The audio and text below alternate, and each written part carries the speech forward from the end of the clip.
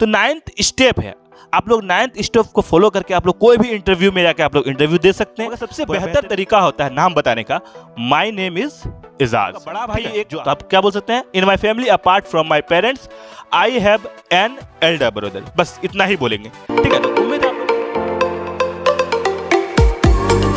Welcome to Modern Institute of Education. आज हम लोग जानने वाले हैं हाउ टू इंट्रोड्यूस योरसेल्फ, है ना, अपने आप का परिचय इंग्लिश में कैसे दें, ठीक है। तो ये बहुत ही इंटरेस्टिंग चीज है, आप लोग को जानना बहुत ज्यादा जरूरी है। आपको इंटरव्यू में या आपको क्लास में, आप कहीं भी आपको इंटरव्यू देना पड़ सकता है, इंट्रोडक्शन अपना इंट्रोडक्शन देना पड़ सकता है, ठीक है। तो आप लोग को ये चीज बहुत ज्यादा जरूरी है जानना, ठीक है। तो अपने आप को इंग्लिश में कैसे परिचय दें, ये हम लोग आज पूरा बेहतरीन से जानेंगे, पूरा डिटेल से जानेंगे, स्टूडेंट के लिए, फिर इंटरव्यू जो था उसके लिए, सबके लिए ये वाला वीडियो है, तो जरूर देखिए आप लोग लास्ट तक, ठीक है। तो सबसे पहले हम लोग देखते हैं जो ग्रिड। सबसे पहले हम लोग काम करेंगे जो, अगर किसी भी कभी भी कहीं भी इंटरव्यू देंगे या तो इंट्रोडक्शन देंगे, सबसे पहले ग्रिड करेंगे। ग्रिड का मतलब होता है अभिवादन, ठीक है। जो हम लोग क्या करेंगे, अगर सुबह तक रहेगा, सुबह के 12 बजे तक रहेगा, तो हम लोग बोलेंगे गुड मॉर्निंग सर। अगर दोपहर के 2 बजे तक या 3 बजे तक रहता है तो हम लोग बोलेंगे गुड आफ्टरनून सर। अगर मैम रहेगी तो गुड आफ्टरनून मैम, ठीक है। उसके बाद शाम के टाइम में 3 बजे के बाद में हम लोग बोलते हैं गुड इवनिंग सर या गुड इवनिंग मैम, ठीक है। हम लोग, ये हो गया हम लोग का फॉर्मल तरीका, ठीक है। ये फॉर्मल तरीका, ये आप लोग इंटरव्यू दीजिए या इंट्रोडक्शन दीजिए तो ये जरूरी है। मगर ये हम लोग का हो गया हाय हेलो है व्हाट्सएप, ये हो गया हम लोग का इनफॉर्मल तरीका। ये इनफॉर्मल तरीका हम लोग को यूज नहीं करना है इंटरव्यू में या इंट्रोडक्शन में। ये आप लोग को अपना फ्रेंड सर्कल में हाय हेलो व्हाट्सएप करते हैं, इसको आप लोग, ये हो गया आप लोग का इनफॉर्मल तरीका, इसको हम लोग यूज नहीं करते हैं। मगर ये हो गया हम लोग का फॉर्मल तरीका। आप लोग अगर इंटरव्यू में दे रहे हैं या तो आप क्लास में इंट्रोडक्शन दे रहे हैं, है ना, तो ये आपको जरूरी है, ये वाला आपको, ठीक है। अब हम लोग आगे बाद हम लोग आते हैं दूसरा स्टेप की तरफ। दूसरा स्टेप में आप लोगों को क्या बताना है, पहले ग्रीट करना, good morning sir, good afternoon. उसके बाद हम लोग दूसरा स्टेप में आएंगे। दूसरा स्टेप में अपना नाम बताना है। तो नाम बताने का आप लोग का 4 गो तरीका है, दूसरा नंबर 4 गो तरीका है। तो सबसे पहले का जैसे दिस इज राहुल, या आई एम अरबाज, इस तरह बोल सकते हैं, या माई सेल्फ राहुल, या माई नेम इज एजाज। तो आप लोग देखिए ये वाला तरीका, देखिए ये तो ग्रामेटिकली रूप से ये गलत हो जाता है। जैसे माई सेल्फ अगर राहुल लिखते हैं अगर, तो ये गलत हो जाएगा। मगर ये लिखिएगा जो आई एम अरबाज, इस तरह लिखिएगा तो ये एकदम पूरा बोलिएगा भी तो ये पूरा एकदम परफेक्ट आता है। और माई नेम इज एजाज, इस टाइप का भी बोलिएगा तो ये भी चलेगा। जैसे दिस इज राहुल, ये भी बोलिएगा तो ये सही है। मगर ये नहीं आएगा क्योंकि ये ग्रामेटिकल रूप से ये गलत हो जाएगा। माई सेल्फ के बाद में राहुल नहीं लगा सकते हैं। तो कोई कोई बोलता है, मगर ऐसा अगर बोलते हैं तो आप ये गलत है। इंटरव्यू में बोलिएगा तो आपको इंटरव्यू में थोड़ा दिक्कत हो जाएगा, ठीक है। तो इस तरह आप लोग बोल सकते हैं। मगर सबसे बेहतर तरीका होता है नाम बताने का, माई नेम इज एजाज, ठीक है। जो आपका टाइटल है वो बोल सकते हैं, ठीक है। तो उम्मीद आप लोग को समझ में आ रहा है। अब आप लोग आते हैं तीसरा स्टेप। तीसरा स्टेप में आप लोग को प्लेस मतलब जगह के बारे में बताना है, ठीक है। तो जगह जैसे बताइएगा कैसे, इसका 2 तरीका, जगह बताने का 2 तरीका। जैसे I belong to Patna, Patna हो जाएगा अगर आप पटना में हैं। अगर आपको पूछेगा जो जगह प्लेस पूछेगा तो आप बोलेगा आई बिलोंग टू पटना, है ना। अगर आपका इंटरव्यू मुंबई में हो रहा है तब, अगर आपका इंटरव्यू अगर पटना में ही हो रहा है तो आप ऐसा बोल सकते हैं आई बिलोंग टू पटना। इसके लिए एक आता है इटसेल्फ, इटसेल्फ, है ना। अगर आप यहां तो देखिए, अगर आप इसमें, अगर आप यहां पे मुंबई गए हैं, दिल्ली गए हैं या कहीं भी कोलकाता गए, पटना से बाहर में आप अगर हैं, तो अगर आपको बोलेगा जो आप कहां से हैं तो आप बोलेगा आई बिलोंग टू पटना। अगर पटना में ही आपका इंटरव्यू हो रहा है तो आपको एक स्पेशल वर्ड लगाना पड़ेगा, I belong to Patna itself. समझ में आ रहा? जैसे आई एम फ्रॉम पटना। अगर आपका इंटरव्यू पटना में ही हो रहा है तो आपको क्या करना है, यहां पे एक वर्ड लगाना है इटसेल्फ का, ठीक है। जैसे आप मुंबई के हैं तो आप कैसा बोलेगा, आई बिलोंग टू मुंबई। अगर पटना में आप इंटरव्यू दे रहे हैं, अगर मुंबई में ही इंटरव्यू हो रहा है तो आप लोग को बोलना होगा I belong to Mumbai itself. Itself का यूज करना पड़ेगा। उसके बाद लिखा हुआ I am from Mumbai itself. अगर मुंबई में ही आपका इंटरव्यू हो रहा है तो, ठीक है। और अगर पटना में आपका इंटरव्यू हो रहा है तो इटसेल्फ लगाएंगे। तो उम्मीद आप लोगों को पूरा ये टॉपिक पूरा समझ में आ चुका है। अब हम लोग चलते हैं अगला चौथा स्टेप की तरफ। चौथा स्टेप में लिखा हुआ है फैमिली। फैमिली आप लोग कैसे बता सकते हैं, पूछेगा आप लोग का फैमिली के बारे में पूछेगा तो आपको इस लाइन को रट लेना है या इतना प्रैक्टिस करना है जो आपको याद रहे। जैसे लिखा हुआ है in my family apart from my parents, मतलब मेरे परिवार में मेरे माता पिता के अलावा आई हैव, मुझे, है ना। आपका अगर एक भाई बड़ा भाई है तो लिखेंगे आई have an elder brother. Elder brother, और एक छोटी बहन है तो हम लिखेंगे यहाँ पे ए यंगर सिस्टर, यंगर सिस्टर। उम्मीद है आप लोगों को समझ में आ रहा। अगर आप लोग का रहेगा जो in my family apart from my parents I have, अगर दो भाई आपका, दो बड़ा भाई है तो लिखेंगे यहाँ पे I have two elder brother, और एक भी बहन नहीं है तो आप लोग यहीं पे खत्म कर देंगे। In my family apart from my parents I have two elder brother. अगर आपका एक भी भाई नहीं है, दो को बहन है तो हम लोग लिखेंगे यहाँ पे in my family apart from my parents I have two elder sister. अगर आपकी दो छोटी बहन है तो I have two younger sister, है ना। अगर आपका एक बहन बड़ी बहन है तो हम कैसे बोलेंगे in my family apart from my parents I have one younger sister. अगर छोटी बहन है तो, अब बड़ी बहन है तो एल्डर सिस्टर लग जाएगा, ठीक है। अगर आपका एक ही भाई है, छोटा भाई है, तो हम किस तरह बोलेंगे in my family apart from my parents I have an younger brother. छोटा भाई है तो, अगर आपका बड़ा भाई एक तो आप क्या बोल सकते हैं in my family apart from my parents I have an elder brother. बस इतना ही बोलेंगे, ठीक है। तो उम्मीद है आप लोगों को समझ में आ गया। आप लोगों को क्या करना है, बस इस लाइन को आपको रट लेना है या इतना प्रैक्टिस करना है जो ये लाइन आपको पूरा अपने आप आ जाए। तो ये जरूरी है, बहुत ज़्यादा इंपॉर्टेंट है। तो उम्मीद है आप लोगों को पूरा समझ में आ रहा है। अब हम लोग चलते हैं पांचवा स्टेप की तरफ, जिसमें लिखा हुआ है क्वालिफिकेशन। क्वालिफिकेशन मतलब आपका क्वालिफिकेशन क्या है।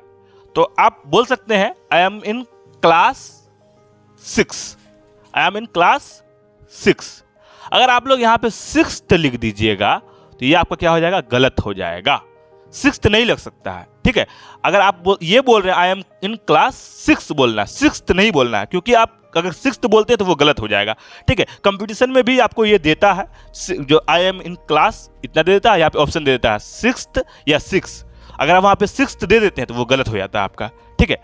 उसके बाद आते हैं यहाँ पे I am in 6th standard, यहाँ पे TH लगेगा 6th standard, I am in 6th standard. अगर यहाँ पे हम बोलेंगे I M in 6th standard तो ये गलत हो जाएगा फिर, ठीक है। तो यहाँ पे क्या लग जाएगा, 6th लग जाएगा। अगर आप लोग ग्रेजुएट हैं तो आई एम ग्रेजुएट। अगर पोस्ट ग्रेजुएट है तो आई एम पोस्ट ग्रेजुएट, ठीक है। पूरा आप लोग को पूरा क्लियर हो रहा। उसके बाद लिखा हुआ है आई एम बीटेक इन। अगर आप लोग बीटेक किए हैं तो किस में किए हैं, ये बोल सकते हैं आप I am BTech in electronics, या बोल सकते हैं I am PhD in physics.